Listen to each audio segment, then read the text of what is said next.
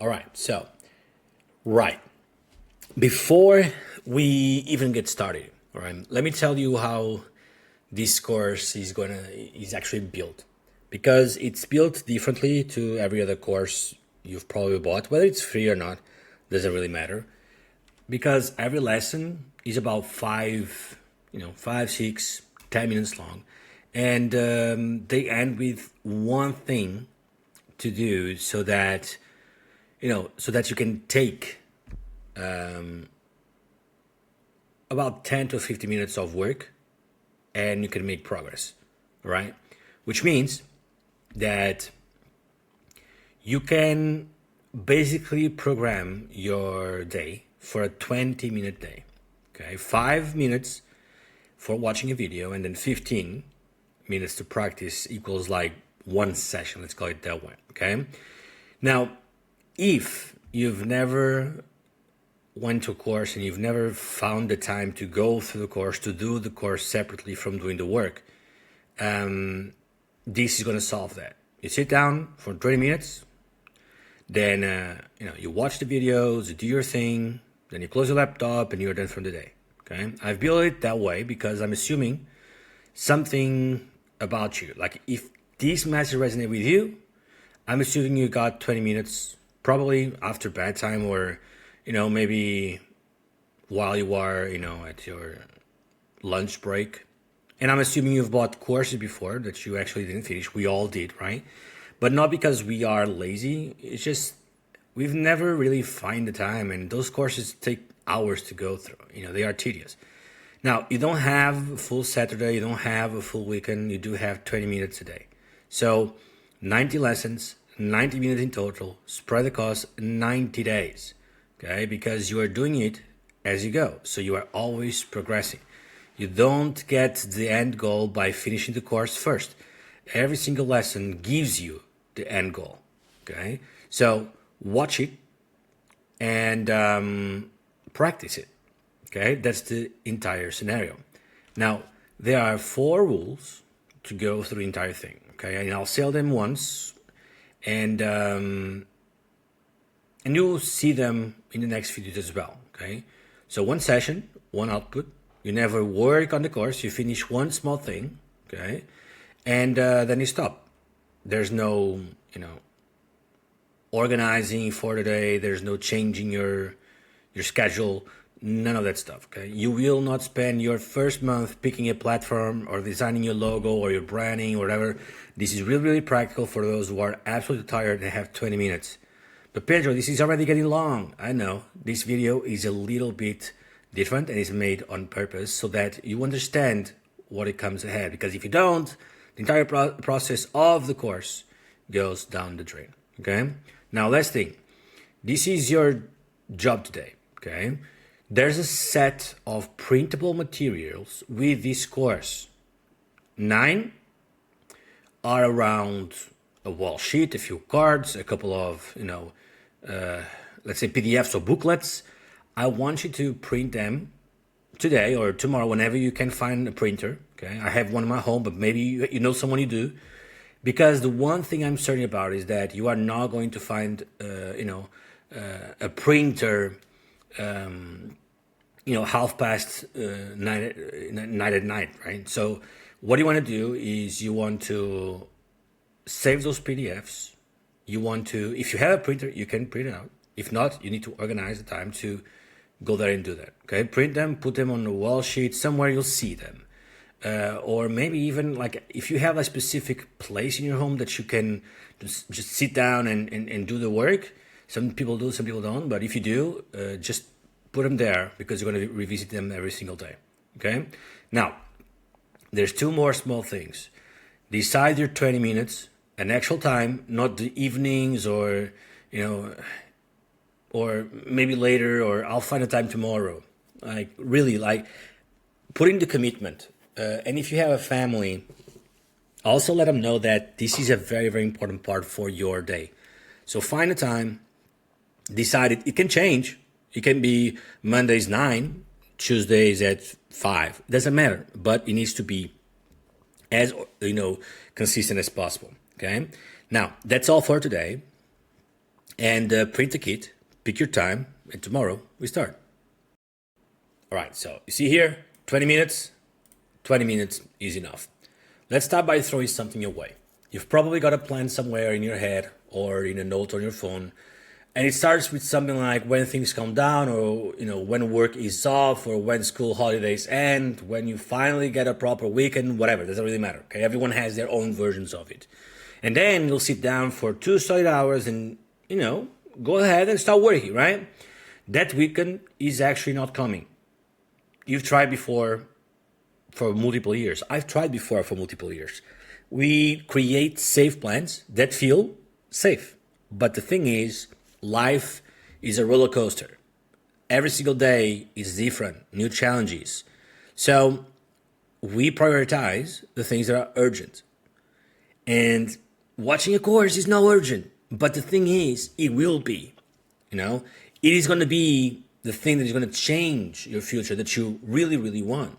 And I know this is hard, but I'm not being harsh, okay? I'm saving you about 18 months because the plan that waits for a calmer life is the plan that actually never starts. And I want you to succeed. Most people don't work that out until they've spent a year or maybe 2 or maybe 3 or maybe 5. I have clients that they've waited 5 years, if they sum all the years, for the perfect time until they said enough is enough. And 5 years in digital marketing is a lot of time, okay? Now, this course is going to help you identify where you are going to spend your time. So that's easy. You don't need to make so many decisions, but you do need to commit. So we are doing it the other way around. We are building with what you actually have right now, which is 20 minutes. Okay? 20 minutes a day. Right there. Okay? So let's go ahead and... Can we switch? My key's not working. Okay, sorry. I'm just recording it with my 20 minutes, all right? So let's go ahead and make it happen. Now, here's the thing that surprises people. 20 minutes a day for 90 days is actually 30 hours. 30 focused hours is a real amount of work, okay? That's most of, let's say a work on a weekend, for example. So this is more than enough. And it's actually better because it's spread around various days and spread out across 3 months. You have 90 separate changes to think about the problem instead of just doing one workshop for 6 hours or one weekend and then waiting for another 5 days to get started, okay? Now, that is very, very powerful. But that's not a consolation prize, by the way. Spread out work is often better than just intensive work. You'll notice something on day 40 that you couldn't possibly have noticed on day 3 because your brain has been quietly chewing on it throughout the entire process. Okay, so you are going to be able to improve by that much. But and this is a whole argument of this course, 30 hours only works if you don't waste any of it. So let me tell you what most people do with their time. They research platforms for 3 weeks, they design a logo, they compare microphones, they watch other people's courses to see how it's done, they redo the outline 40 times, they record a lesson, all that stuff. We don't want to do that, okay? They run out of steam about 40%, of the way, which is nothing. You need to do 100% of the entire path, okay? Now, here's the part that actually matters. Those people usually had far more time than you do. Some of them had whole weekends. That's exactly why it happened. When you've got 8 hours, you can afford to spend 6 of them on nothing productive that feels productive but doesn't create anything. The waste is really, really visible, and but for them it's not. Okay, other people see it, but they don't. They don't feel like they have wasted hours because there's plenty left over. So they never learn which activities actually move this forward and which ones feel like they do. Okay, now here's the test. Every time you sit down, there's a question. Does this get me closer to somebody paying me? Okay, choosing a font, it doesn't. Build a website, it doesn't. Reading about how to build a course, it doesn't. Okay, talking to somebody who has a problem you solve, yes, it does. Writing the page that asks for money, yes, it does. Recording a lesson somebody's already paid for, yes, it does.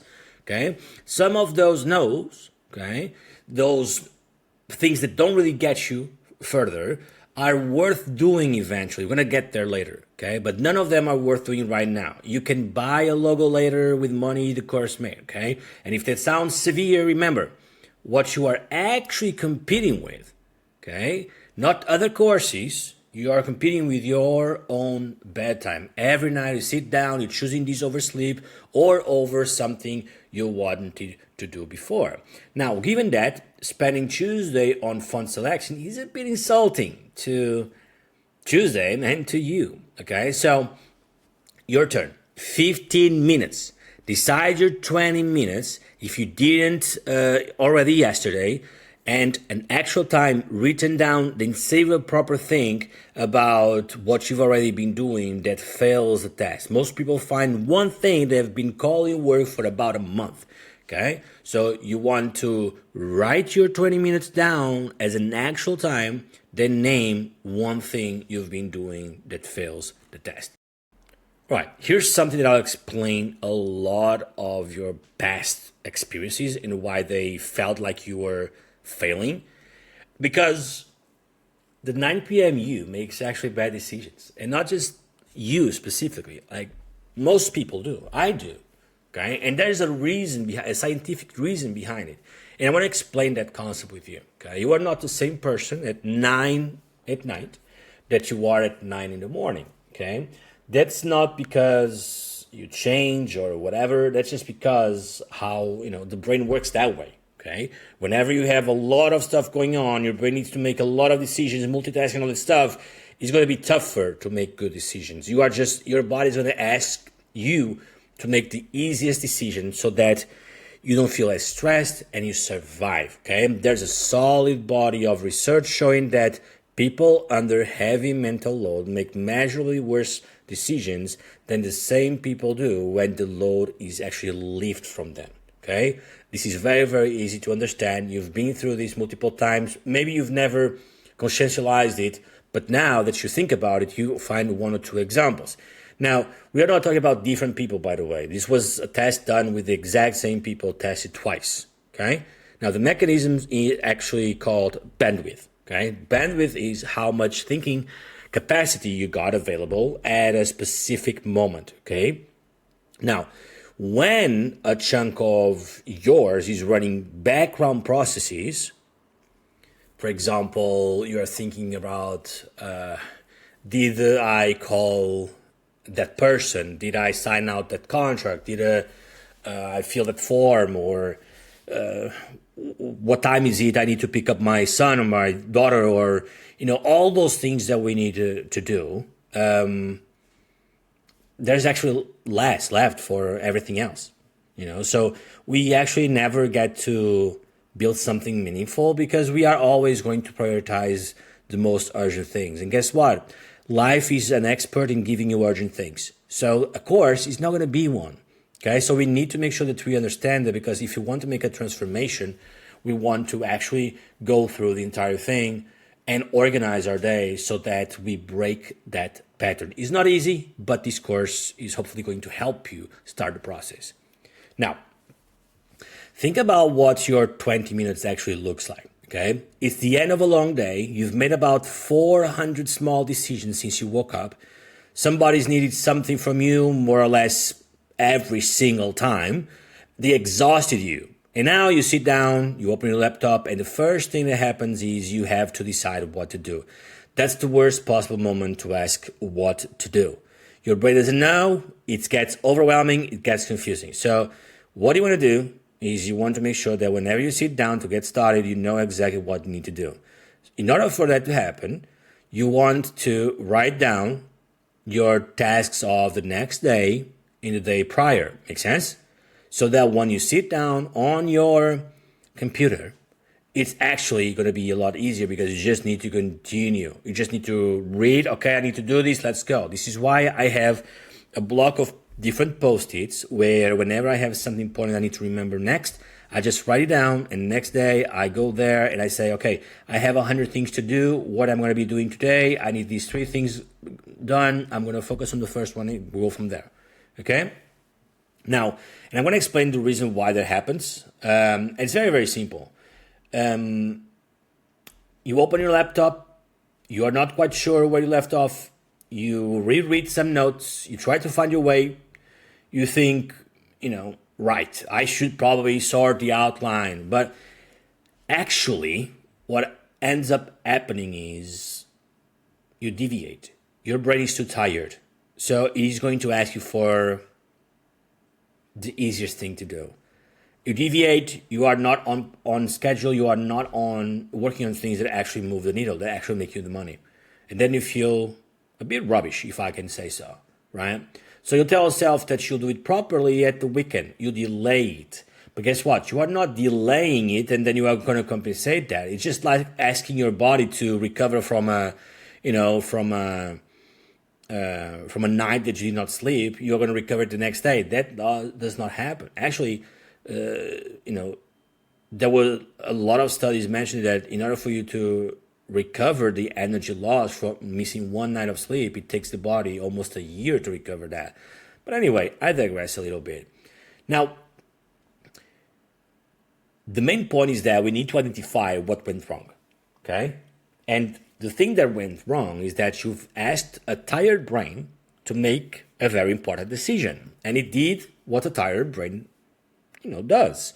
It reached for the easiest thing that looked like work. Browsing, scrolling, comparing stuff that, they are considered shiny objects or softwares, or you just delay and delay. You think about, okay, what kind of domain I'm going to buy or whatever. Like, those things are not important, okay? So we actually need to move things a little bit different. So here's the fix, and it's the most important idea in this course. Decisions gets made in advance, never at 9 p.m. Done. If you agree with this, you're going to have a much, much easier time, okay? So what you want to do, and think about it this way, when you end your 20 minutes on a daily basis, your brain is already in a flow. Those 20 minutes, you worked on something specific. So now your brain is much more focused on that and is much more capable to think about what you are going to do tomorrow because you are in that moment. The moment that you let your decisions be from, for tomorrow you need to go through those 20 minutes that you spent today. So you are going to basically spend double the time, feel double the frustration, feel double overwhelmed for half the productivity. And then eventually you're going to quit. So you don't do that. This is something that I've been doing for years, almost a decade now. Whenever I have a new course to study, and believe me, I buy a new course every quarter. Whenever I have a new course to go through, I need to, at the end of the day, because I have, an extensive day, at the end of the day, I reserve 1 hour. For me, it's 1 hour. So it means that I'm going to either spend less time sleeping or actually less time resting at the end of the day. It just depends on how it is. For you, I'm just asking, I'm not even asking, I'm just giving you an opportunity for 20 minutes you can make a life-changing moment, okay? That's it. That's what you do. At the end of the session, you write down what it is. So, right now, here's what I want you to do. Write tomorrow's one line, then name the decision. You keep making it 9 p.m. That's all you do, okay? Now, if you do got time left, write down the 2 or 3 decisions you keep making at 9 p.m. that you could make right now instead. This might help you even stretch it a little bit more. Cheers. All right, so you already know something worth money. You stopped noticing it because it started to feel obvious. And this is something that a lot of people go through, me included. And I want to help you overcome that part, okay? Now, day one, it's a list. You can do a list. But before you write it, there's a problem to deal with because most people write this list badly for the same reason.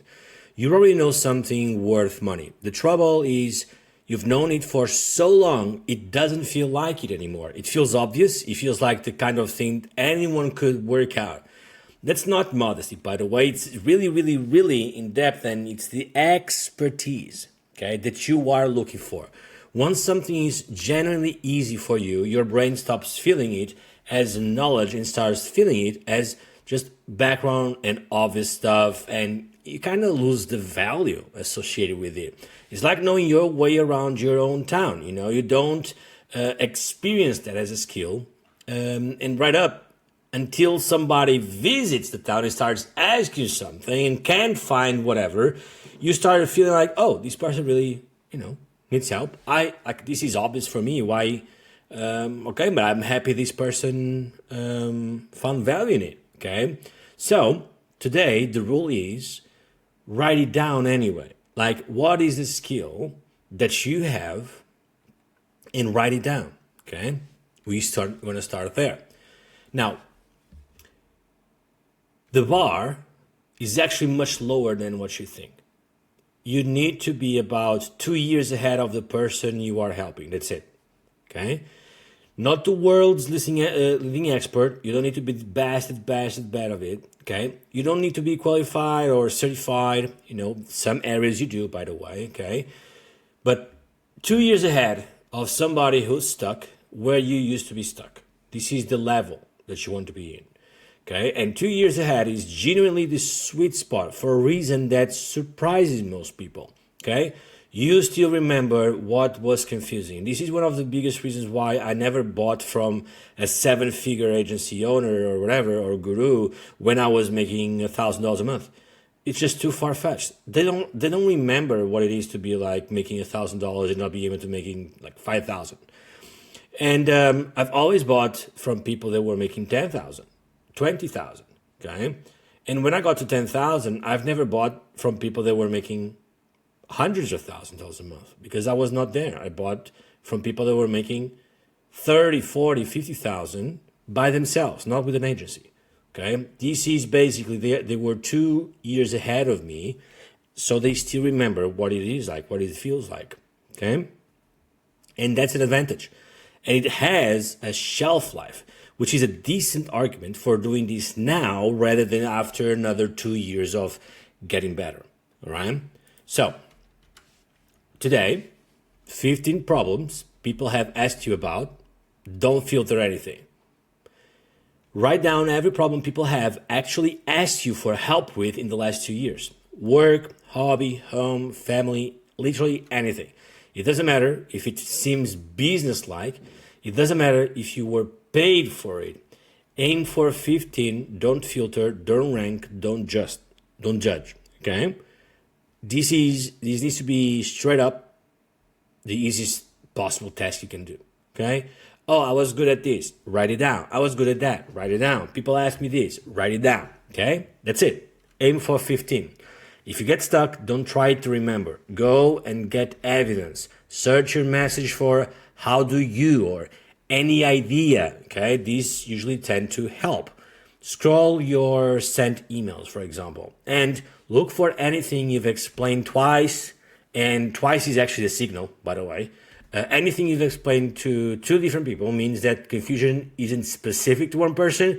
It's actually something that there's more people that look for that. And you could also just ask people, by the way. You don't need just to go to research. You can message them, 3 or 4 people, and you say something like, I'm genuinely curious, what would you say I'm the person to ask about? Okay, the answer are usually not what you actually predict. That's actually very, very funny to see.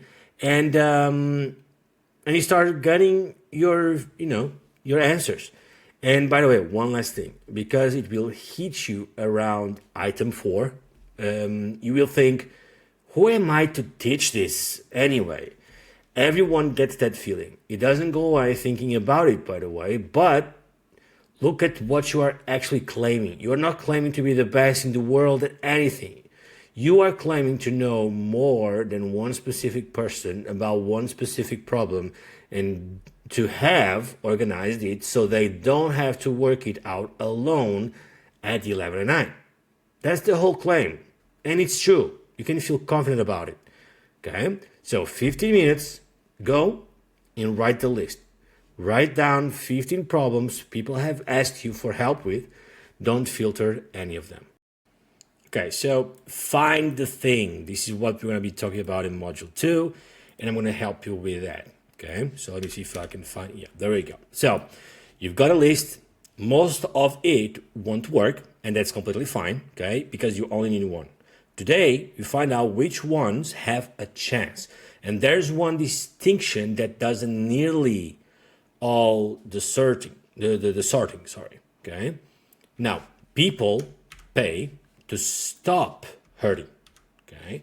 So they browse to satisfy curiosity. And why do I even highlight this part? Because I want you to compare these. How does a heating system work? Okay, it's interesting.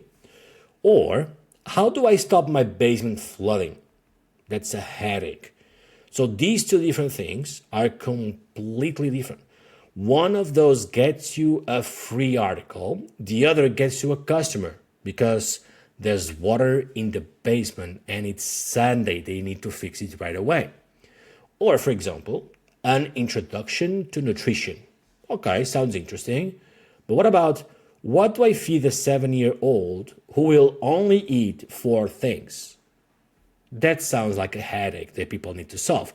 Notice the topic can be identical. It's the framing that decides it. And the framing has to be the version where something is actually going wrong for somebody right now.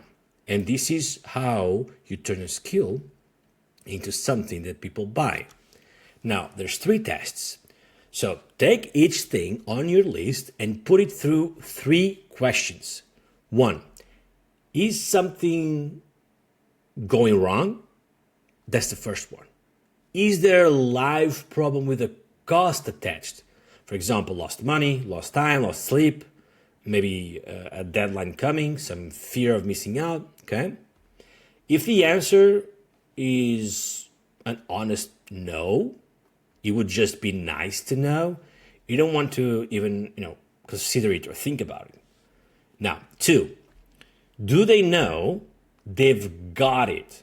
This one catches people, by the way. A problem nobody knows they have is a very hard first product because you'd have to convince every single one that they have problems, those problems exist and that you can solve it. I mean, it's a headache on its own, okay? And you've got 20 minutes a day. So your buyer should already be searching for that solution, okay? 3, can they pay? It's not like, are they rich? No, it's just like, is there money anywhere near this specific problem? So you want to think about these things. And I'm going to give you some good signs. Okay? So some good signs here. It's connected to their work or income. It's already costing them money.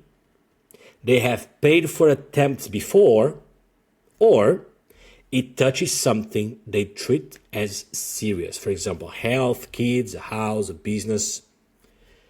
And I'm going to give you some warning signs, okay?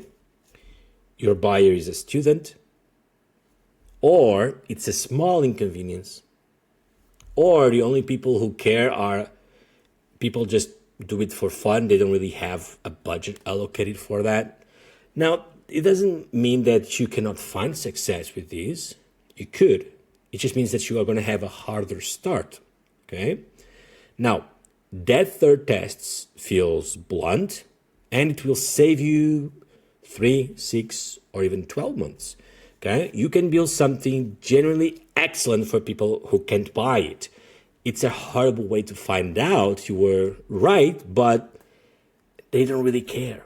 You were right about the problem, but they just didn't get it, okay?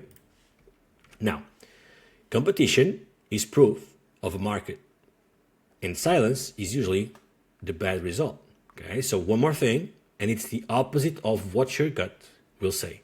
In a couple of days, you are going to check whether people already pay for solutions in your area. Books, courses, consultants, busy groups or YouTube channels with sponsors, okay? Stuff like that. And finding that 6 people already sell something like this is actually good news. Competition is proof of a market. It's not a sign that it's oversaturated, okay? It means the problem is real, people spend money on it, and you don't have to prove any of that from scratch. Finding absolutely nothing is actually the worrying result. That usually means nobody has this problem, or nobody will pay to fix it, or you just described it in words no human being actually uses, right? So this is something that I see tons of people do, and yeah, here is your warning signs. And while we are here, the objection that's already forming in your head, but it's all free on YouTube. I can just chat GPT it. And yes, everything is free somewhere, but people still pay for 3 reasons that have nothing to do with information being scarce. 1, ordering. Free content is scattered across 200 videos in no sequence, half of them contradicting each other. You are selling the information in a very specific order that is easy to understand and then validate. 2, filtering. They don't know which advice is any good. You've made mistakes and can say, don't bother with that one. This is tremendously valuable. And not being alone. Working something out by yourself at 11 at night is and feels miserable. You're not selling facts, you are just selling the fact that they don't have to assemble it. That's it. This is the entire mindset shift that you want to go through. Okay? Again, 50 minutes, 3 tests, and circle, let's call them the survivors. Okay? Run all 15 through the 3 tests and circle the ones that survive. All right, we are still finding the thing. And in this video, you want to pick one, the one you could talk about for an hour with no notes. Okay, so 2 things today, a sentence and then a decision. Write it down. I help a specific person. So, for example, I help people be more organized, or if you want to be even more specific, you can say, I help housewives be more organized, for example, or I help parents of newly diagnosed kids or with hyperactive kids, whatever, right?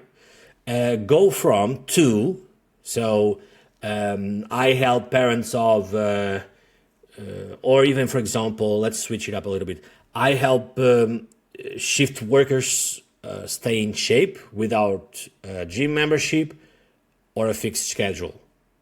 Okay, so basically, we are going from I help a specific person go from a bad situation to a good situation that they want.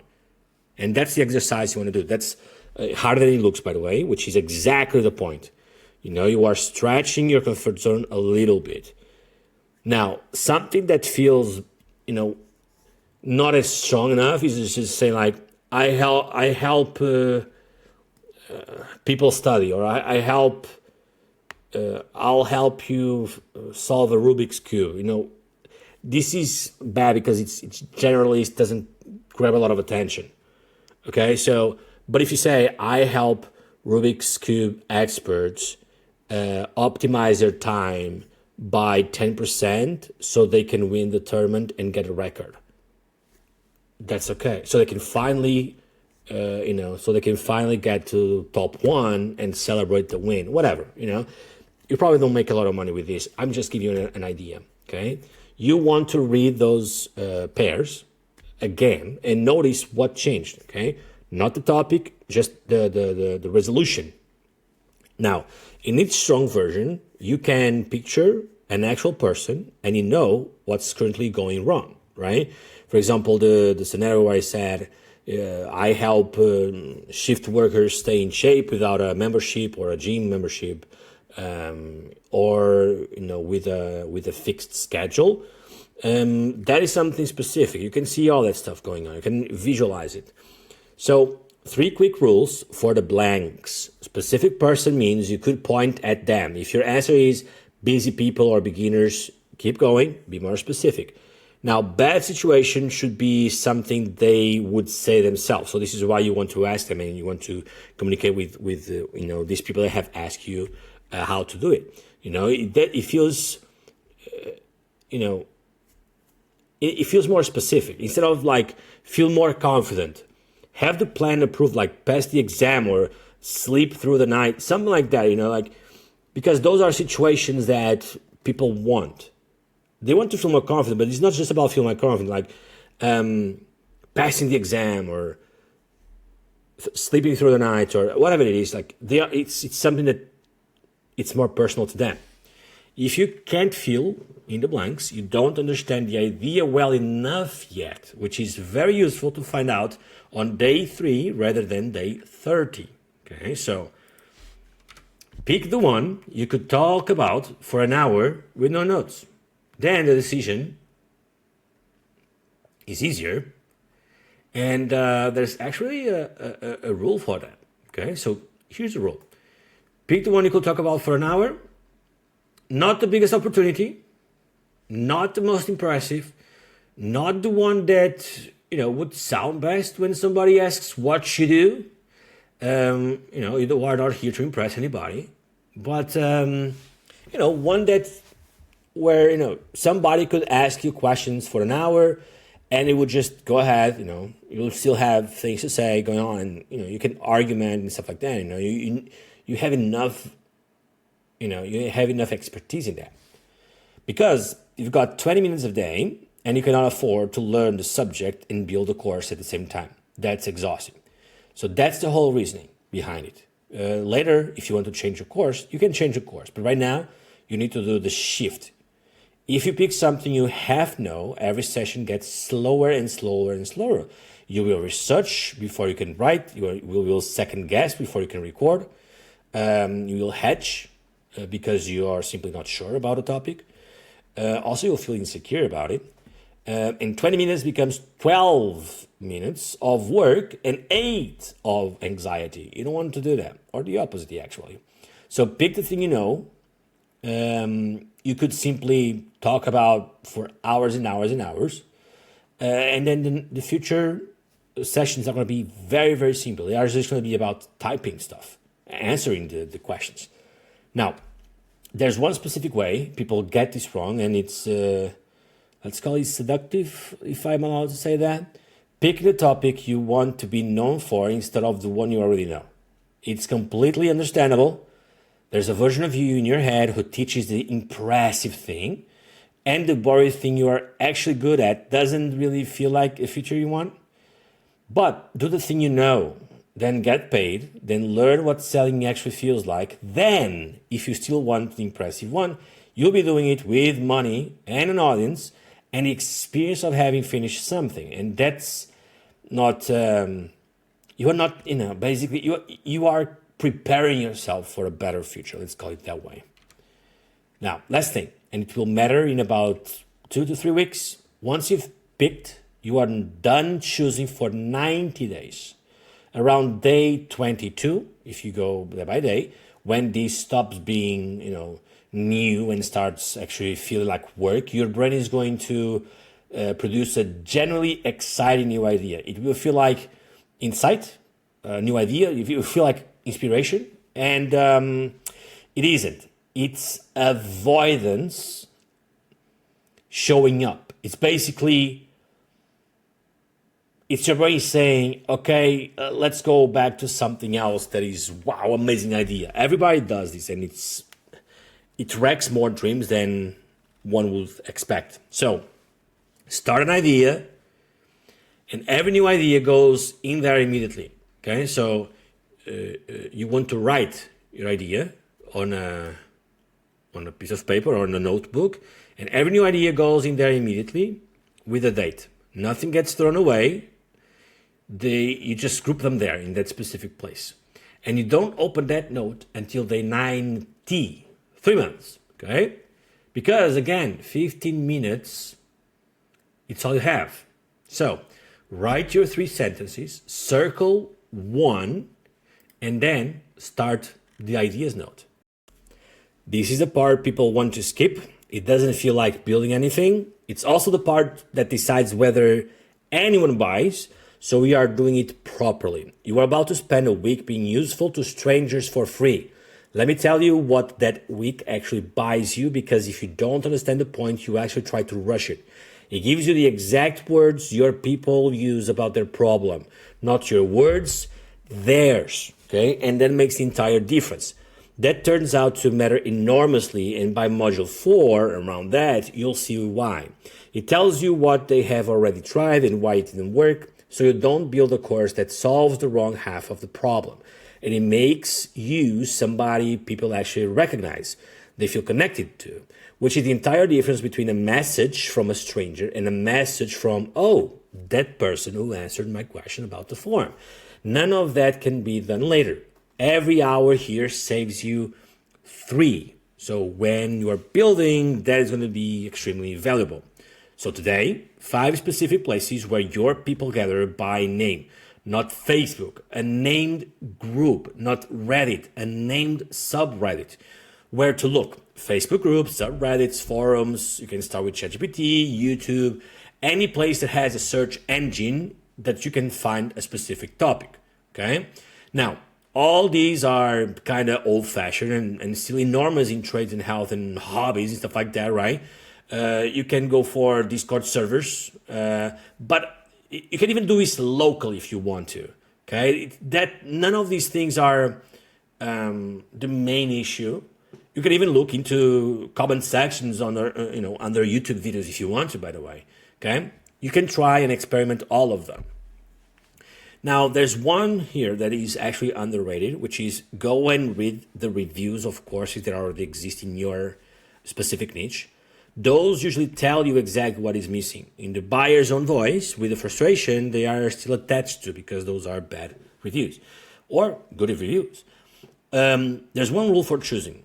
Judge a place by activity, not the size of it. Okay? It's very, very easy to get these mixed up. A group of 800 people posting daily is going to beat 40,000 people posting just monthly. Okay? So make sure that you don't neglect that. Then for the next 3 days, 3 helpful answers a day. That's the whole assignment. 20 minutes. A 1 hard rule. No links, no pitch, no I'm building something, whatever. Not yet. We are not going to do that. Okay? You don't want to even do it subtly. Okay? The moment you mention your thing, everything you write gets read as an advertisement, as selling, as a pitch, and the goodwill you are trying to build just simply vanishes. So you don't want to do that. You are on day 7 of 90 and you can afford to wait. Okay? Don't rush it. Now, what makes an answer useful? Because most answers in these places are useless, which is good news for you. They are either one line or a wall of general advice that doesn't really touch the person's actual situation. So 3 things. It answers a specific question asked, not the general topic, the thing that they asked. Okay? If somebody asks about a form, answer about that form. 2, it's concrete, it's specific. Names, numbers, steps, order, do this, then that, and don't bother with this other thing, because it will cost you a week, for example. And it admits you, or actually what you don't know, okay? I've only done this in one part of the country, so the timings might be different for you, as an example, okay? That simple habit makes everything else you say more believable, okay? People want it, especially in the AI era. One last tip that pays off more than it should. Answer the questions nobody else has answered. An answered post, for example, from 2 days ago with 11 views is worth more of your time than the piling onto the busy post or thread or comment or video. That person is still stuck and they will remember you. This is very, very important. Okay? Now, right. If you are sitting there thinking there are people in these groups who know far more than me, I've got no business answering anything, who is going to believe me? The person you are helping isn't that expert. You need to understand this in that perspective. They are the one asking the question. And you don't have to answer the hard ones either. Start with the ones that you know. Start with the ones that you can do a quick research and go straight to the point. Answer the ones you know right away, okay? And you want to do this 3 times a day because 50 minutes, that's all you got. So go and find 5 places. This is what you got to do now. Find 5 places by name and write them in the log. Short lesson here, and it's the most valuable 15 minutes of your first month. And I mean that fairly literally. Here's a principle that I want to share about. Nothing you invent will outperform the words your buyer already uses in their own head. That's the single most useful thing to understand about selling something online, and almost nobody acts on that. People sit down to write a sales page and try to write very, very well, okay? And what comes out is marketing language.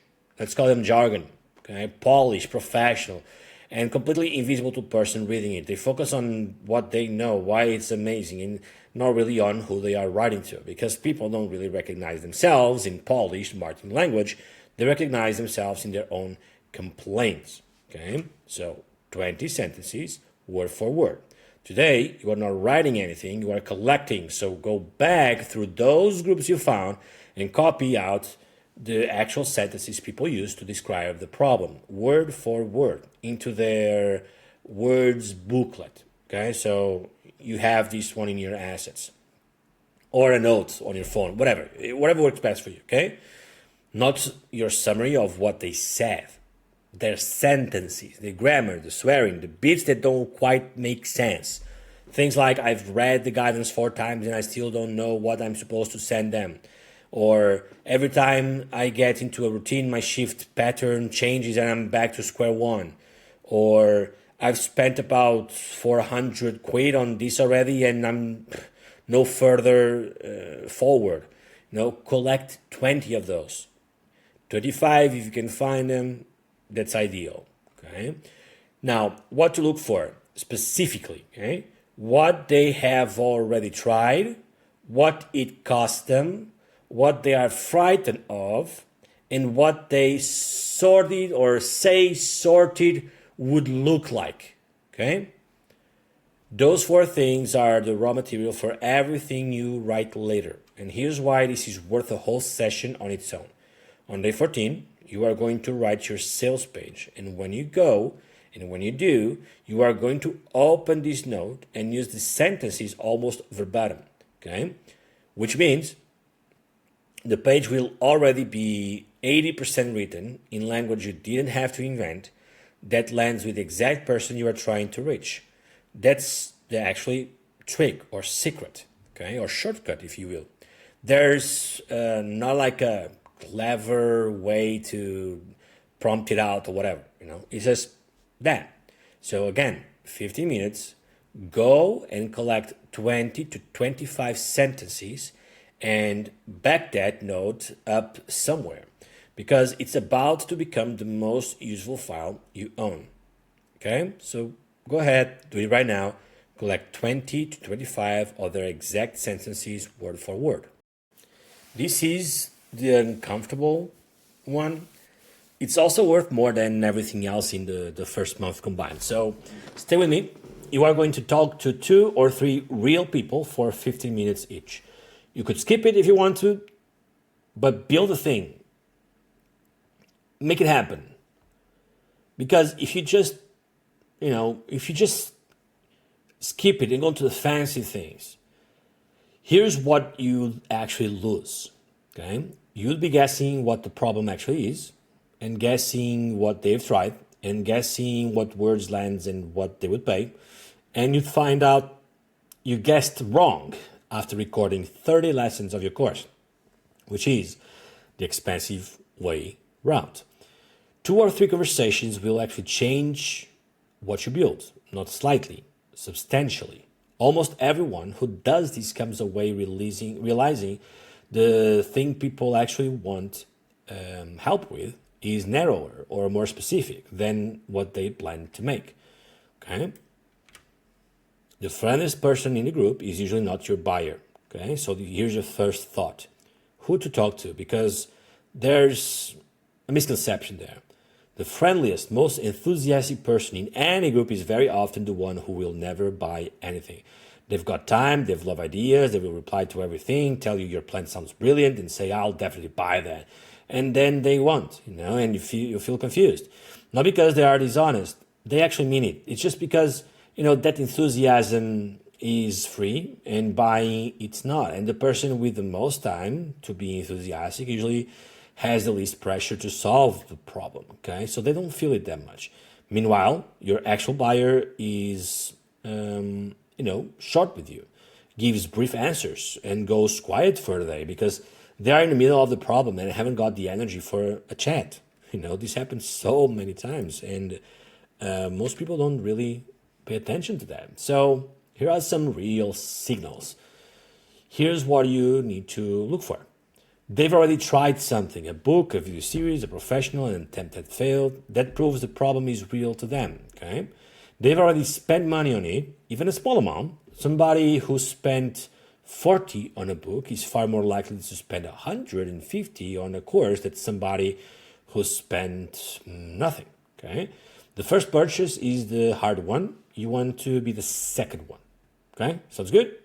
And there's a deadline or something costing them money every month, because without that, even genuinely interested people just say, I'll think about it. And later, or I'll think about it, means never, actually. They never do it. Okay, so pick 3 people who show at least 2 of these traits.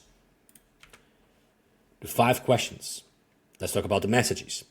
You want to keep them short. Long messages from strangers don't get read in this case. So reference their specific post. Say you've been through it yourself, one line. Ask for 50 minutes and say there's nothing to sell. You just really want to generally, have a conversation if they are available. Most people would say, okay, most people would be cool with that. Something like, you posted last week about the application thing. I've been through that myself and ended up working out a system for it. I'm putting something together to help people with exactly this. And I'd love to hear how it is going for you first. Any chance of 50 minutes this week? It's nothing to sell. I just really want to hear about your situation so then I can implement it better. And you actually need to sound like you mean that last bit. Okay? Nothing to sell. I just want to hear about your situation. If you sell on this call, you'll never get an honest answer to anything. And honest answers are the entire point. On a call, you want to ask 5 questions. How long has this been going on? What have you already tried? Okay? And by the way, this last one, that's the most useful one. Whatever they tried and abandoned is your real competition, your competitors. And now you know exactly why it failed them. Okay? So 3rd, what did that cost you? Money, but also time and effort are very common answers. Then what would sorted actually look like? And use their words. Write them down exactly. And then lastly, what happens if nothing changes? That tells you whether there's any urgency, and if there is, it gives you the words for it. A lot of coaches use this last one. Now the hard part, actually paying attention, okay? They talk for 11 of the 15 minutes, and that's absolutely amazing, okay? The instinct on these calls is to explain. They will describe their problem and you'll want to jump in with the answer because you've got one and it's satisfying and it proves you know things. You need to resist it. You are not there to solve it in 15 minutes. You are there to understand it in their words. Okay? They talk for 11 of the 15 minutes. That's the rule. 2 things that help. Write down their exact phrases while they talk. A live person describing the problem is worth 10 forum posts, especially bots these days. And when they touch something painful, and skate past it, go back, say a bit more, say something like, can you elaborate from there? Or you actually talked about this thing. How does it actually work on your end? What did it do to you? Or what did you feel? Okay. People skim over the thing that matters the most, almost always. So that one sentence will get you the best material on the call. Then, at the end, you just do one ask. Would it be all right if I came back to you when I've got something? Okay? And then you can continue and say, you'll be the first person I want to show it to.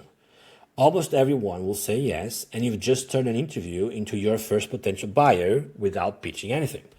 Now, last thing, your first call will probably go badly. You'll feel nervous, you'll talk too much, you'll ask the questions in a way that doesn't feel natural, or you just simply will go blank, not even know what to say. But doesn't really matter. Nobody's grading it, okay? Nobody's judging you. The second one is going to be noticeably better, and the third one is going to be fine, okay? So just take the leap. It doesn't really matter too much. So just go ahead, do the job, pay attention, go back to this video whenever you go to the next one, and you'll be going to be fine. 50 minutes, send 3 messages tonight, and make sure that you really push the button send. Don't just leave them there, draft or whatever. Like, really send. Nobody's gonna is gonna be pissed off because of that. Okay, so go ahead, do it now. Send 3 messages tonight, and start there. The outline in 20 minutes. Okay, this one is cool. And yes, 1 session, not 1 week. The outline is a thing people spend a month on. Okay, it's just like a business plan. Like, you spend way too much time that you need. And it's generally 20 minutes job once you know what it is for. Okay, and the outline is steps, because it's not a curriculum. It's not a table of contents. It's not a map of everything you know. It's just simply steps somebody takes to go, to get from the bad situation to the good one in that specific order. And you can, mess it up as you go and brainstorm. You can just put it all in order later. Okay, and that's it. Go back to your sentences from module 2. I help this person go from here to here. The outline is just the route between those 2 points, broken into stages. 5 to 7 modules, each one a step. That's it. If somebody did all of them in order, they would be at a good situation. That's the ideal scenario. The bad situation at the top. So here's tonight, and it works if you do it in this order. Minute 1, write the bad situation at the top of the page, their words from your calls. Minute 2, write the good situation at the bottom. Then 12 minutes filling in the steps between them. What has to happen first? Then what? Keep going until you reach the bottom. Then 3 minutes cutting it down to 5 or 7 sections or modules, and there will be just way too many. Okay, so combine them into small ones, delete anything that isn't strictly on the path. I mean, that's it, done. That's the outline. You don't need to spend any more time on that, especially on your first course. Every module should be something they actually do, they actually implement. 1 test for each module, and it matters more than it looks. Every module should be something they do, not something they learn about. Okay, for example, let's give a quick example. Understanding the application process. Okay, now a strong example. Get your paperwork ready before you start. Okay, you see the difference? Another example. Nutrition basics for shift workers. It's bad. Okay, or building a week of food that survives a shift change. Better. Okay, so here's why that matters. Modules that are things you do produce students who finish. Modules that are things you learn about, the process, they create students who just watch 2 or 3 of those videos or modules. They feel informed, and then they just stop. Okay, and you want people to finish. Finish students give you testimonials, they buy the next thing and tell other people. That starts here with an outline made of actions. If the steps won't come, don't invent them. Go back to your call notes. Where did people get stuck? Think about it. That's your module 3. What did they know, or what did they actually not know to do first? That's module 1. Okay, building it from their answers rather than your expertise is also how you avoid the classic mistake, making module 1 an introduction to the subject that nobody actually needed. Now, last thing, your outline will be wrong in places, and you'll find out when you are recording and somebody asks a question that reshuffles module 4, for example. And that's good, okay? That's it doing its job, its purpose, its purpose right, that the thing needs to be specific and it's not correct, okay? it gotta be more specific, okay? It's to be specific enough to sell. So don't polish it, don't redo it on Tuesday. Write it once because tomorrow you are using it. Okay? Timer on, 50 minutes. Let's go. Write the outline, 5 to 7 modules, each one is an action, one session, done. One page, one session, and you are going to steal most of it. Remember day 10 when you collected 20 sentences and exact phrases from your calls? Well, you are not writing. That's your sales page, almost all of it, which means your job today isn't really to write well, it's to arrange what they already said.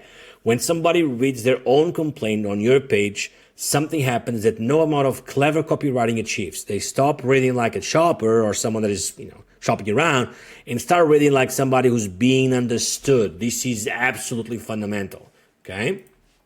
So, 6 blocks in order. Let's go ahead one by one. First one, the problem in their words. Open with their sentences, 2 or 3 of them, doesn't matter, okay? Close everything to verbatim. No introduction, no in today's fast-paced world, just start with the thing that's going on, okay? Now, 2, why the usual advice fails them. You know these from your calls. They tried the 3 videos, the book, the professional, you know exactly why each one didn't work for their situation. So say it plainly. These blocks does more work than any other because it proves you understand their specific situation rather than the general topic. 3, what will or what they will be able to do after. Specific and checkable. Not like you're going to feel more comfortable, more radiant. Have the form submitted correctly the first time. Sleep 6 hours on a night rotation. They're words for the good outcome. 4, the module list. Straight from your yesterday. Okay, straight from yesterday. Okay, 5 to 7 lines. Each one an action. 5, who are you? Or actually who you are and why you'd know. Okay, short 3 or 4 sentences, and you are not writing a curriculum vitae. Okay, the credential that matters here is that you've been where they are and come out to the other side. Done. Something like, I did this myself 2 years ago. It took me 9 months and about $400,000 of things that didn't really work. This is the version I wish I had. Okay, that's stronger than a list of qualifications because it's the specific kind of credibility the buyer actually wants and is looking for. 6, price. Okay, we do the number tomorrow. It goes here clearly with no hedging and no apology whatsoever. That is the page. Okay. Now, say who it's not for. One thing most people miss, and it's worth a line. Say who it's not for. This isn't for you if you already got a plan approved and just want it to be improved, for example. This is for people starting from nothing. That one sentence does 3 things. It stops the wrong people buying, which saves you refunds. It makes the right people more certain. And it signals that you are not trying to sell to everybody, which is oddly one of the most trust-building things you can do. Now, 2, quick rules that you can apply. Keep it to one scrollable page. If you are writing a second page, it's just too much, okay? And usually it's because you are nervous and you start adding everything and reassurance to everything. You don't need that, okay? Reassurance doesn't really do its job. Specificity does much better. And then you don't want to edit all that stuff. Editing is actually what turns a 20-minute job into a weekend job. You do that on over like Saturday and Sunday, you are just wasting way too much time.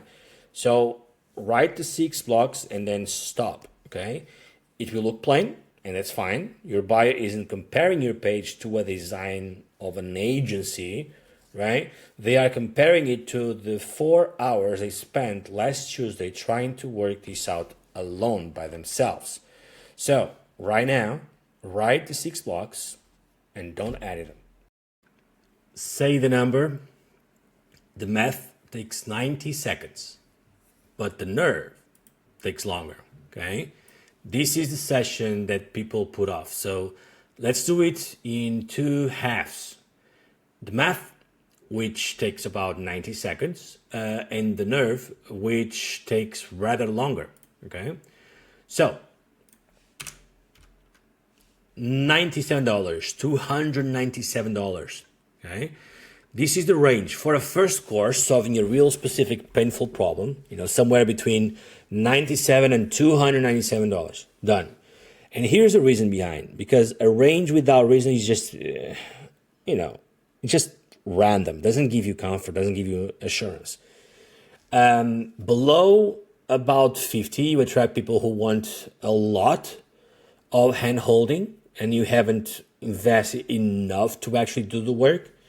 Low prices sound generous and they select for exactly the students who will exhaust you and never finish their work.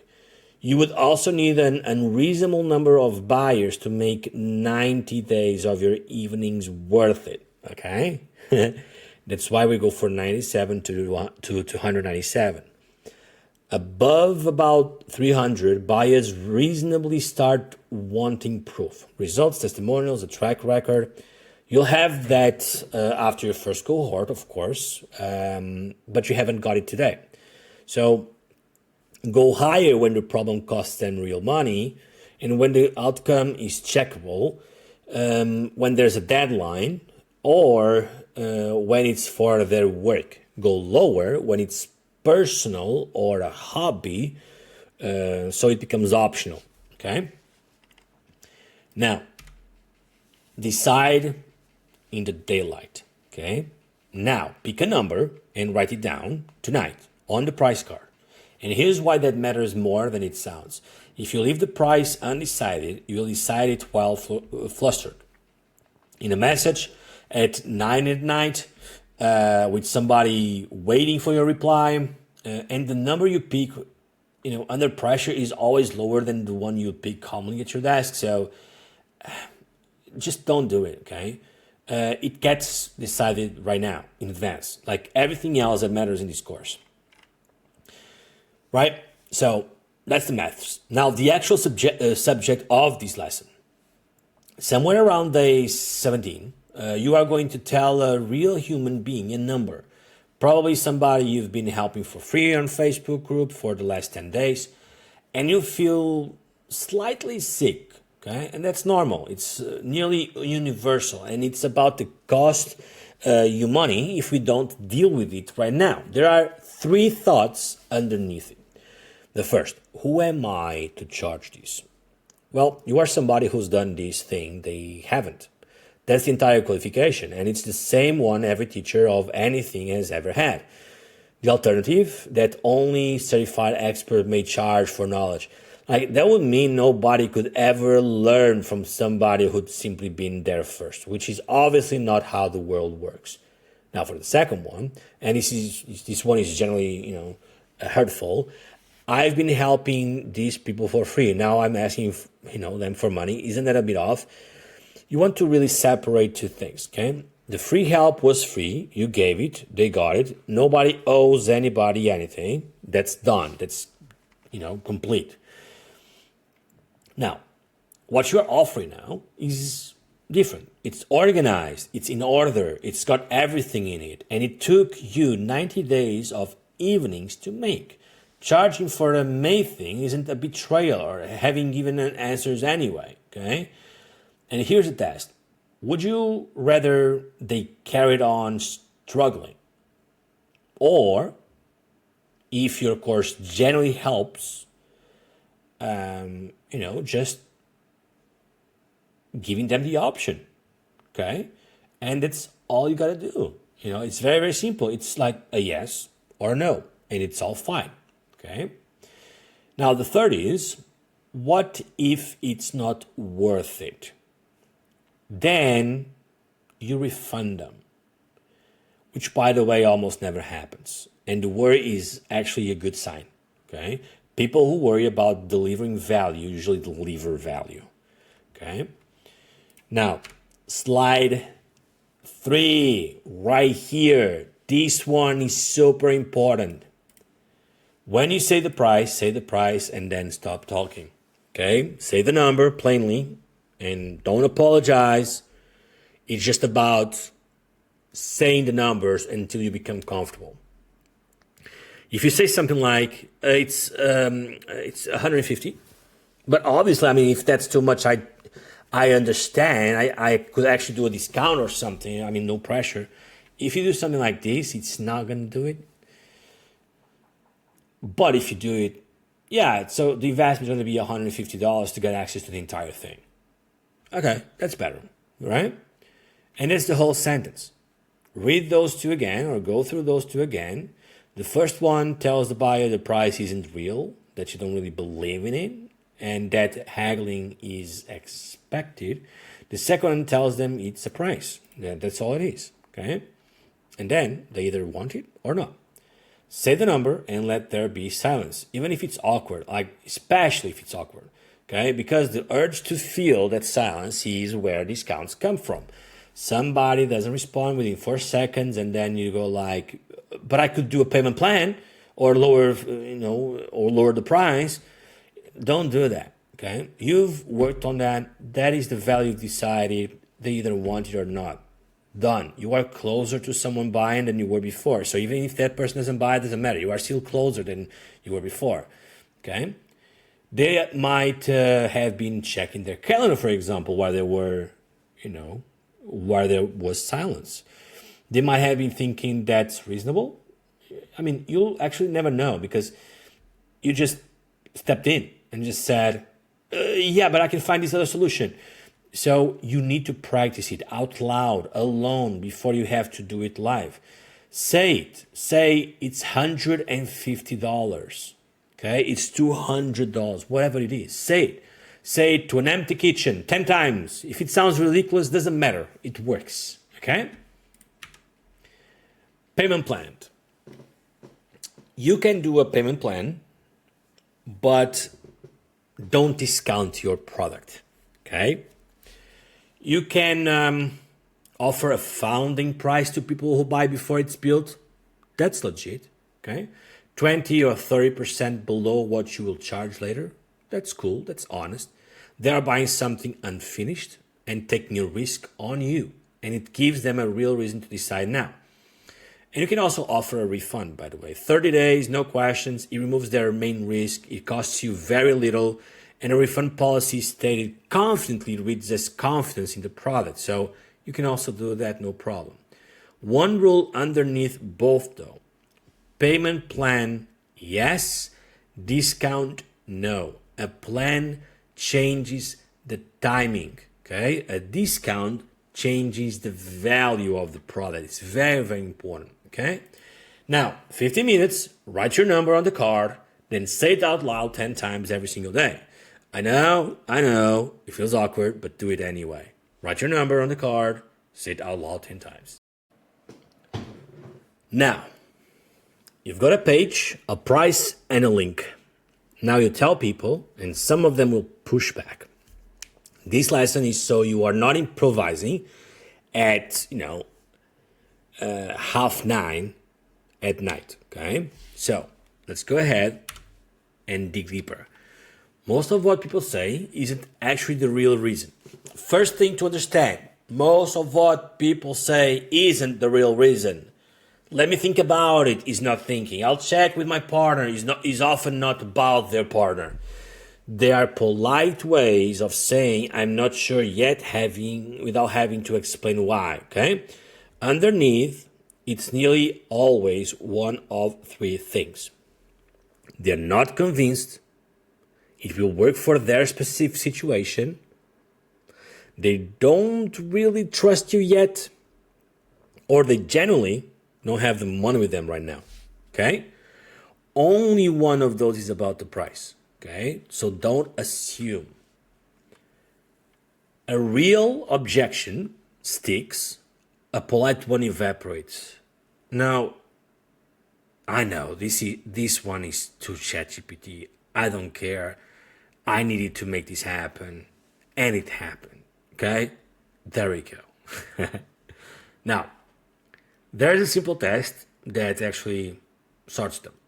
A real objection is there and it stays during the conversation. The other one doesn't. The other one jumps from one to another, to another, to another. And 90% of the times, you're going to see the second one show up. Okay? Because when they say, but I don't like bread. Yeah, but I have something else. Oh yeah, but I don't have time. Like, it's not really an objection. They are just jumping around. Okay? So, if somebody mentions money once and never again, it was never about the money. If they mention it 3 times, okay, it's about the money, and you should respect it. You should be warm about it, and you should be move on, or you need to give them a payment plan. Okay? Now, there are about 6 objections that you are probably going to hear a lot. One is, it's too expensive. Sometimes it's true. More often it means I'm not sure it will work for me, because uncertainty makes any price feel high. So don't discount, just ask. Okay? For example, fair enough. Can I ask, is this the amount itself, or are you not sure if it will actually work for your situation? Those are different problems, and I would rather answer the right one. Done. It's cool. They can answer that. If it's the amount, offer a payment plan. Don't do a discount. And if it's not, you keep moving on forward. Okay? Then there's another one in place, which is, how do I know it will work for me? The most legitimate question on the list, by the way. Be specific about who it is for and who it is not. Then add the refund, and voila, that usually solves that. You can say something like, yeah, this is for this person or for that person, and if you go through it and it's not right, just email me and I'll refund you, no problem. Okay? Now, another one is, but it's all free on YouTube, or I can just use AI. Okay? So, you want to say that, yeah, I mean, you want to agree with them, by the way, and you want to say something like, honestly, most of it is out there somewhere. What you are paying for is that it's in order, the mistakes are taken out, and it takes 90 minutes to go through instead of 9 months. So if you got the time to put it yourself together, okay, sure, go ahead, spend the 9 months.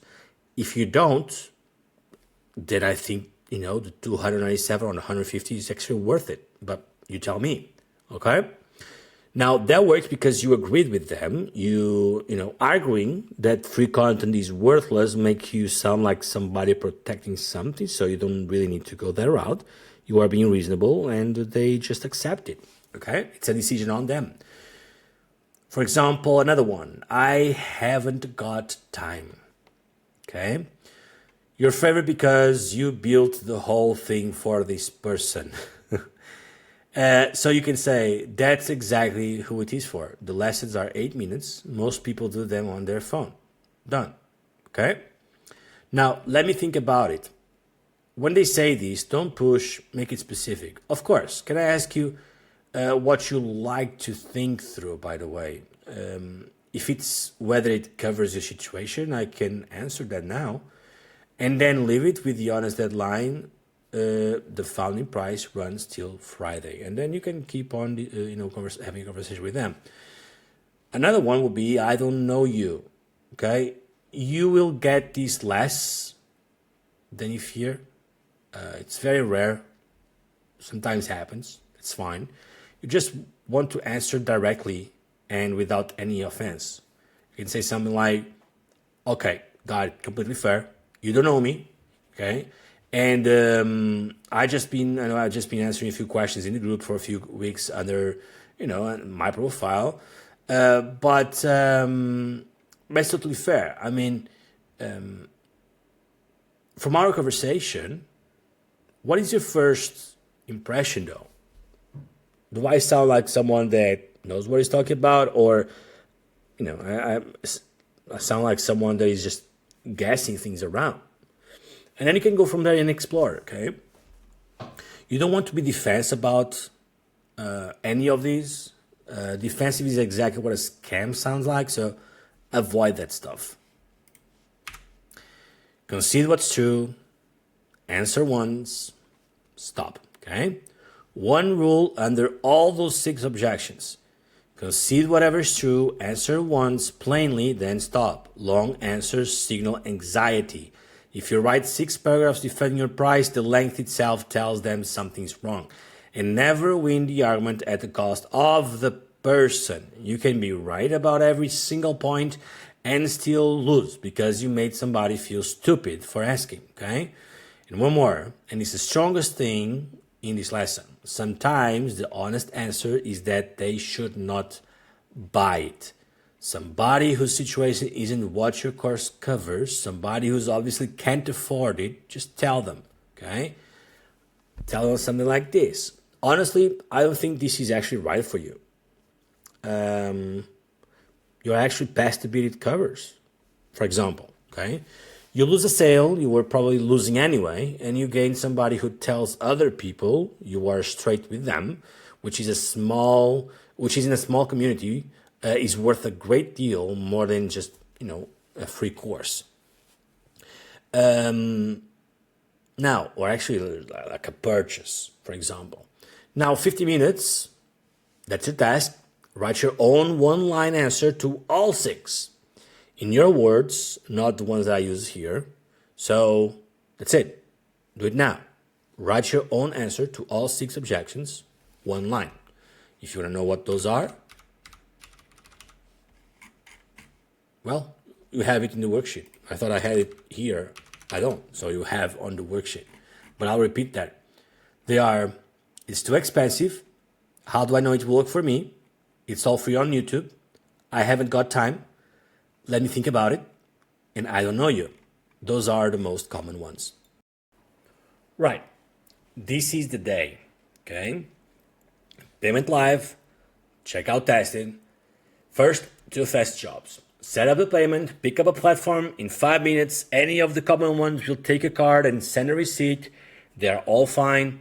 The difference between them will not decide whether this works, and comparing them is exactly the kind of productive feeling waste we talked about in the module 1. So 5 minutes, then stop.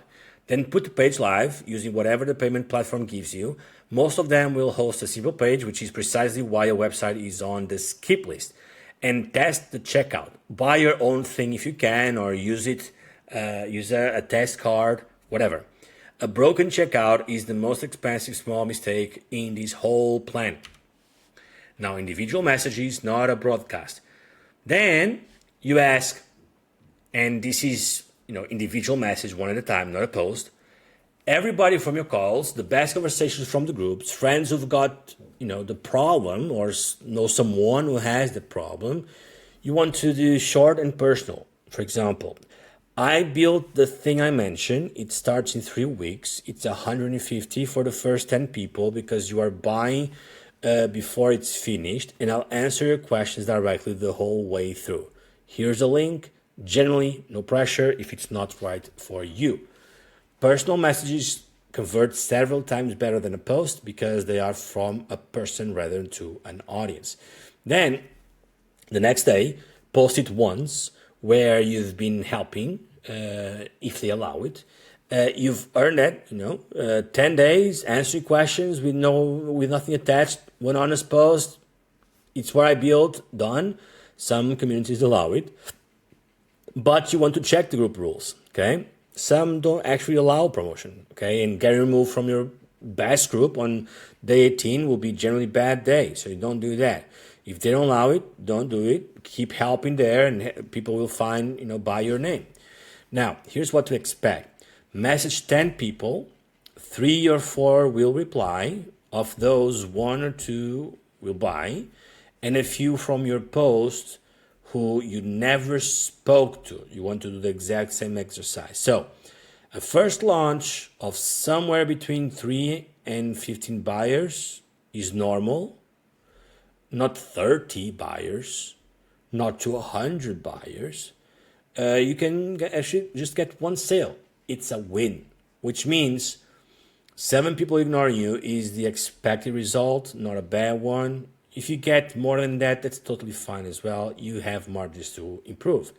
I want you to hear that before it happens, because this is the week people quietly decide nobody is interested, usually after being ignored by exactly the number of people who were always going to ignore them.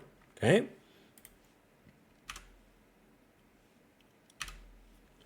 If nobody buys, you just saved yourself 3 months of recording. Done. Okay? So, I mean that completely straight, by the way. I've done this multiple times already. That's not, just to make you feel good or whatever. It's the entire reason this course sells before it builds. You've spent 18 sessions finding out what would otherwise have cost you 90. Go back and have 2 more conversations. Ask directly, I put this together and it didn't land. Can I ask what you've wanted instead? People are remarkably straight with you when you ask like that. And the answer is usually that your thing was slightly too broad or solve the problem next to theirs rather than theirs, And that's fixable. That's common. I mean, you can fix it. It's just day 18. It's totally fine. Okay, so 50 minutes, set up the payment, test the checkout, and send the message tonight.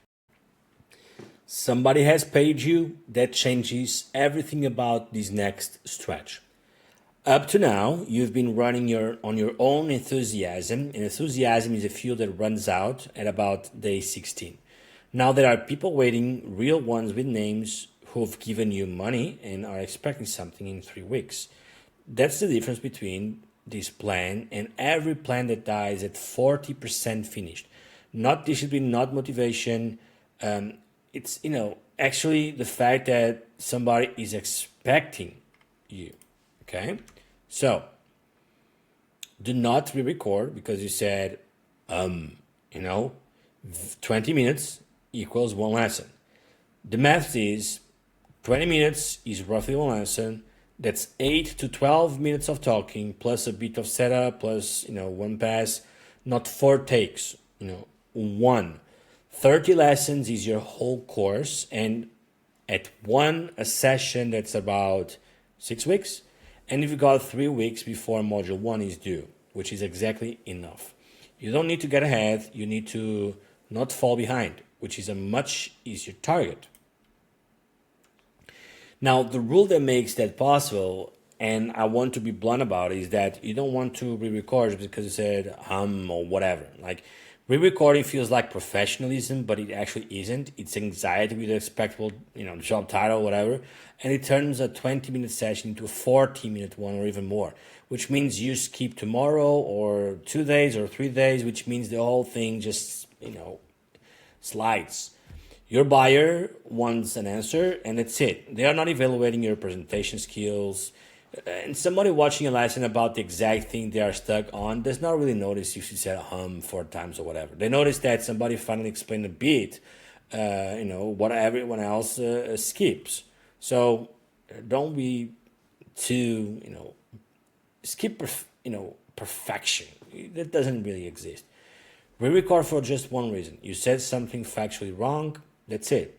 Not because you sounded tired or, you lost your thought process for a second, your voice cracked. It doesn't really matter too much. Just, this is your first course.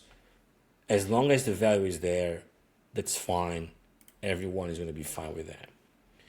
Keep the shape identical every single time, by the way. So it's never a decision.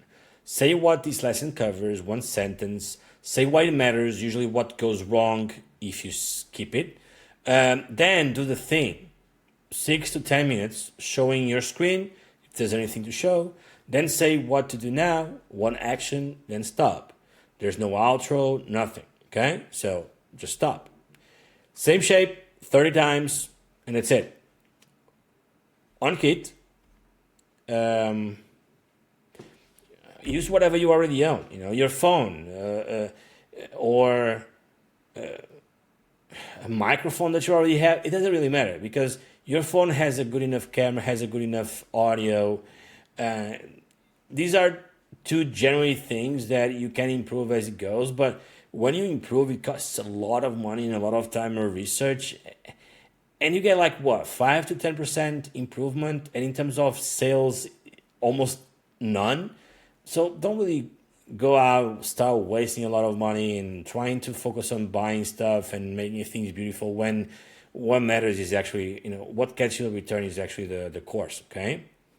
Don't really buy anything in the first month. And if you hate being on camera, don't be. You don't need it. You don't need to be on camera, okay? Just screen record with your voice over it, It's perfectly normal. It works. It's fine. If it's your voice that you don't like, okay? Some people actually dislike hearing their own voice recorded. It's fine. That is just something that you gotta go through it. That is just something that you become more comfortable with the more you practice, and nobody really judges you for that. I've seen journalists with a lisp, so you want any better example than that. So don't really matter too much. People just want the value, and they want to feel like you are genuine. That's it. And one last thing, by the way, if a lesson won't come out right, like 3 options. Talk it out once with recorded off, just go through it before you're recording and then record it, or write 4 bullets so you know the order, for example. That usually works very well, or just swap it and do a different lesson tonight, okay? Make sure that you are organized though, and it's totally fine. They don't have to be made in a specific order. The order matters for the student. It doesn't really matter for you at all, as long as you have everything organized. So that's it. As promised, 50 minutes. Record lesson 1 in one take and go. Okay? Don't watch it back twice. Done.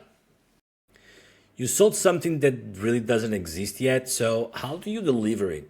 Well, 1 module a week, starting about 3 weeks after they buy. That's usually what you want to do, okay? And this isn't a workaround you are getting away with. It's generally, better for 3 reasons. 1, it paces your students. Handing somebody 30 lessons at once is how courses go unwatched. They open it, feel the weight of it, promise themselves a proper run at it on Sunday, and never really come back. 1 module a week is achievable, and your students remember, and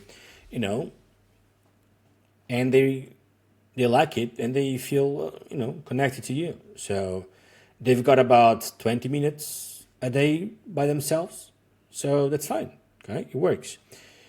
Plus, it gives you a deadline. You are not building towards a vague finish.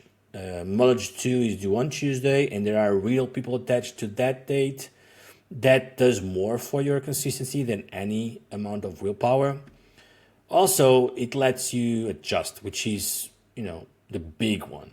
After module 1, you'll get questions, and those questions tell you exactly what's confusing, so you fix module 2 before you record, for example. Nobody who builds the whole thing in advance gets that kind of experience. They found out what wasn't clear a year later in a review that they didn't even know existed. Setting up is actually simple if you do it this way. Say it clearly when they buy, then do exactly that. Module 1 lands on the 14th, then 1 week after that, you get an email each time. If you get stuck anywhere, just reply. I answer everything personally while it's this small. And the delivery mechanism is an email with a link. That's all it has to be. You don't need a course platform in month 1. It's too complicated. You don't need that, okay? Keep the weekly email to 4 lines. What's in this module, the link, 1 thing to do this week, and reply to this if you get stuck. Write the template once and you never think about it ever again. falling behind is fine, but silence is not. Now, you might fall behind, sometimes it happens, and you lose a few days. Here's a rule: tell them early, plainly, with a new date. Module 3 is going to be a few days late. I've had a rough week at home. It will be with you Thursday rather than Monday. Sorry for the shuffle. Done. That's it. No elaborate apology, no explanation of your entire week. Doesn't really matter. Okay? People are almost universally fine about this. What they are not fine is about silence. A module that doesn't arrive with no words is when somebody starts thinking about the refund. Okay? So don't really do that. The thing that damages trust is never the delay, it's not being told. So one last thing, and people get this wrong constantly. Don't stop talking to anyone the moment you start recording. Keep one session a week for outreach, for example. Answering questions in your groups, messaging people who showed interest in and didn't buy. Following up with the ones said, let me think about it, for example. One session, call it Friday. Okay, because when you finish this course in 6 weeks, the difference between having a second launch and starting from nothing is entirely whether you kept those conversations going while you bid. So right now is what you're going to do. Write your 4-line weekly email template, then never rewrite it. All right, so the questions are your next product. Your students are going to ask you things. That's a resource, and most people waste it completely. Okay, so while your cohort is small, and it will be small, that's the point, answer every question yourself. It costs very little, and 10 buyers might generate 3 or 4 questions a week, and that's one session. Okay, and it buys you 4 things that are generally hard to get any other way. It's where your testimonials come from. People don't write reviews because of a video was good. They write them because somebody helped them when they were stuck. It makes the course better in real time. And a question about a module 2 means module 2 has a gap. And you are recording module 3 tomorrow. Okay, it tells you what's actually hard. You've lived with this subject for years. You generally cannot tell anymore which bits are difficult, okay? And your students can, so they will tell you for free. And it's what makes people buy the next thing. Somebody who got a proper reply from you at 9 on a Tuesday night isn't a customer anymore. They are somebody who knows you. The question file, or actually the question file becomes OneNote. Every question anybody asks, copied in exactly as they wrote. That's the whole system, and it becomes 4 things: your FAQ, your bonus material, and your next sales page and your next product. Okay. Now, here's what usually happens. You'll be answering questions in week 4, and you'll notice that 6 of the last 10 are about the same thing. Something next to your course that you deliberately kept out because it was a different problem. That's your second product, and you didn't have to guess or brainstorm or research it. Your bias told you repeatedly, in their own words, while you were busy doing something else. That's an enormously better position than the one you were in day 1, starting at a list of 15 ideas. Okay.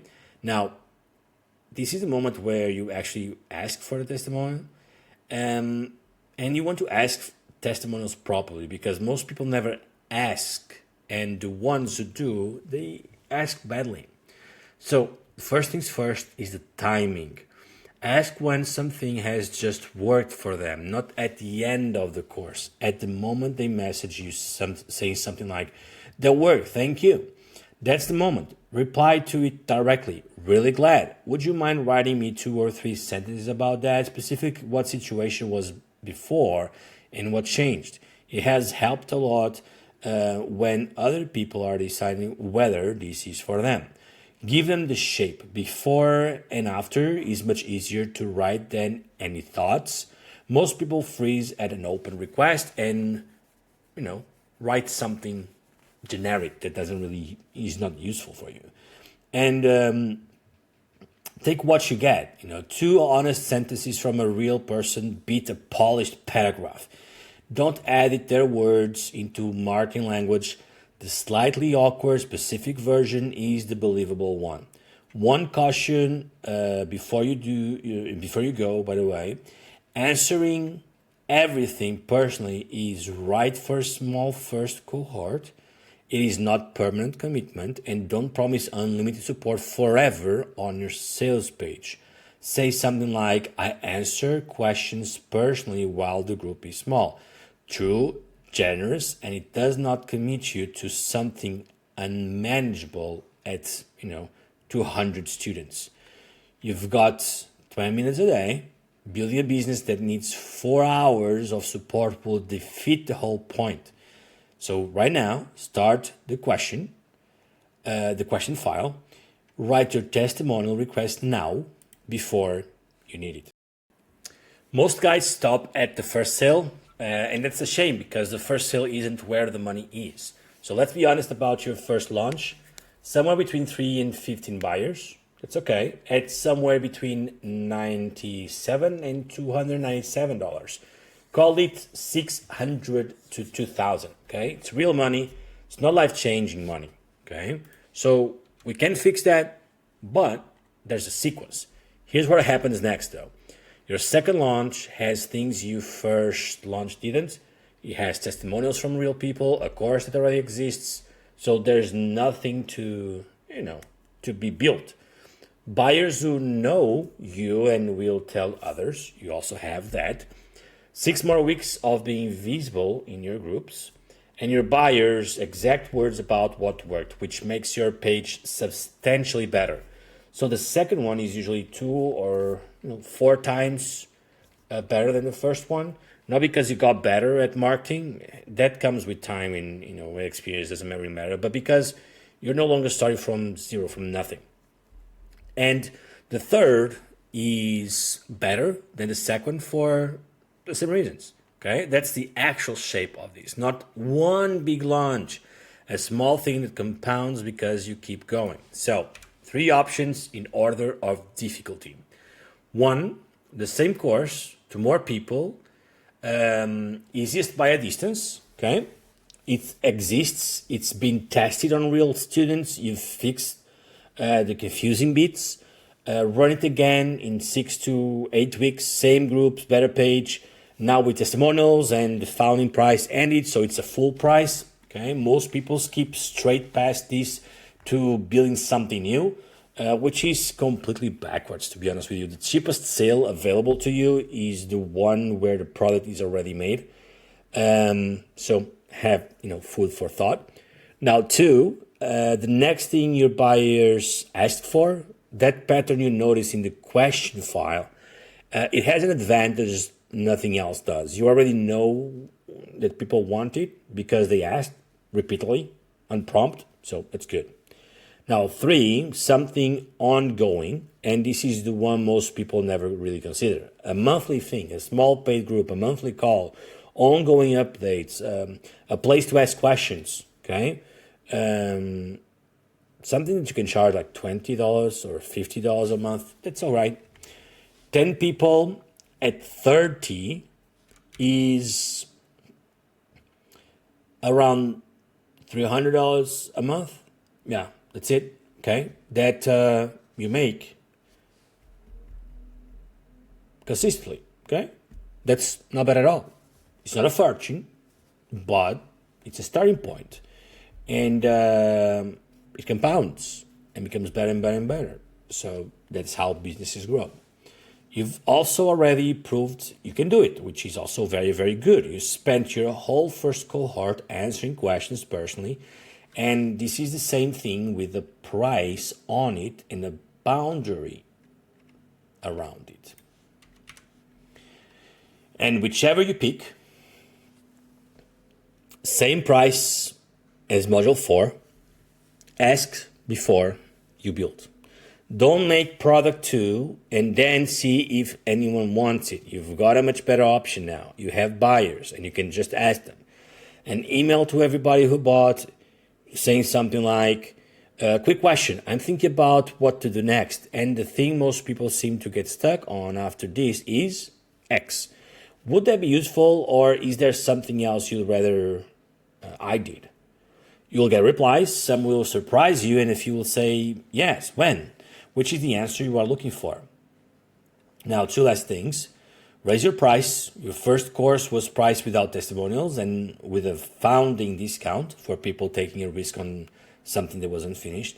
None of that applies now. Go to full price for launch 2.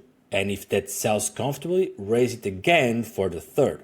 Keep going until you notice a real drop in how many people buy. That point is usually much higher than you expect. Okay? And don't sell people something they don't really need. You'll be tempted at some point. You've got a list who trusts you and a slow month, and it will be easy. But don't. In a small audience, one person who feels sold costs you disproportionately. Don't do it. Everything in this plan depends on being the person who's straight with people. It takes months to build and one bad offer to spend. So, take your time. Don't rush things. Consider your strategy. Right now, 50 minutes, send what next email. Email everyone who bought and ask what you should build next. Last lesson, let's finish with truth, because you've been sold the other version plenty of times. What 90 days actually produces? About 6 weeks to your first sale, something sooner, sometimes week 9. It depends mostly on how quickly you got in front of the actual people, which is why module 3 isn't skippable. A first course that makes hundreds, not thousands. 3 to 15 buyers is a normal first launch. In about 3 months to something you'd call real. A course that exists, buyers who paid, a few testimonials, and a clear idea of what's next. That's the honest offer. If you wanted the version where 20 minutes a day makes 10,000 in 90 days, I can't give you that, and neither can anybody else who's telling the truth. But here's why it's still worth it, and it isn't the money. You'll have proved you can finish something. You've got the history of enthusiastic starts and quiet, abandons and drop projects. And most people have that. That's not a small thing, It changes what you believe about yourself. And that belief is what makes the second attempt easier. You'll have a product that keeps existing. It doesn't expire. You can sell it again next month with no additional building. You'll know how to do this. The next one takes half the time, because you are not learning the process while you're doing it, and you'll have a handful of people who bought from you and were glad they did. Okay? Now, when it goes sideways, because it will, in fairly predictable ways, you miss 3 days, normal, restart at the day you left off, not at the beginning. There's no streak worth protecting here. And on a bad day, 2 minutes counts. The point isn't the work. It's not becoming somebody who has stopped. Okay? You feel like a fraud. You are teaching somebody 2 years behind you, not the world. And this feeling doesn't go away when you get more qualified. People with decades of experience, they still have it. Waiting for it to pass means waiting forever. Okay? Somebody close to you thinks it's another phase. Fair enough, if there's history, all right. But don't argue for it. You can't give them evidence you haven't got yet. Okay, so show them the first payment notification instead when that happens. It's a completely different conversation after that, and it takes about 6 weeks. You want to add one more module before launching. This is a concern that most people go through, and the thing is, you don't. Just launch.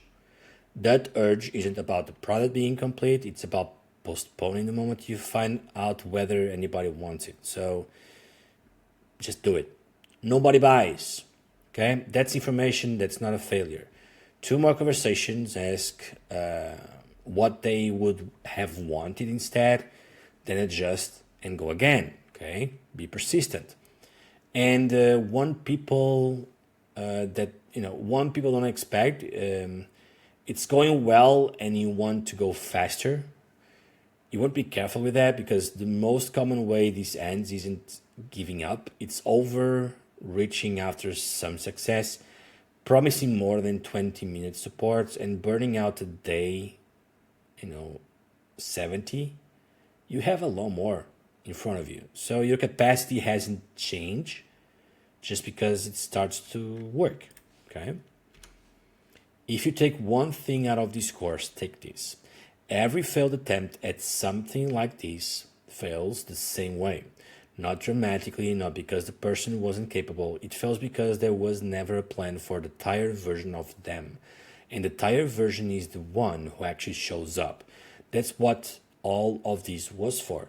The one line written the night before, one output per session, decisions made in daylight, 2 minutes on a bad day, stopping when the timer goes. None of that is about productivity. It's about designing something that still works when you are running on nothing. Because that's the condition will be in most nights. 20 minutes a day isn't a clever trick. I've tried not to sell it as one. It's just the amount you've actually got is without wasting any of it. Kept up long enough to add to something. Most people never find out what that would produce because they are waiting for the 2 hours and the 2 hours doesn't come. So the answer stays unknown. You can find out in 90 days. So close this, open a note, and write tomorrow's line. Day one is a list. Every problem people have asked you for help with in the last 2 years, you can do a list. So right now, write tomorrow's one line, then start.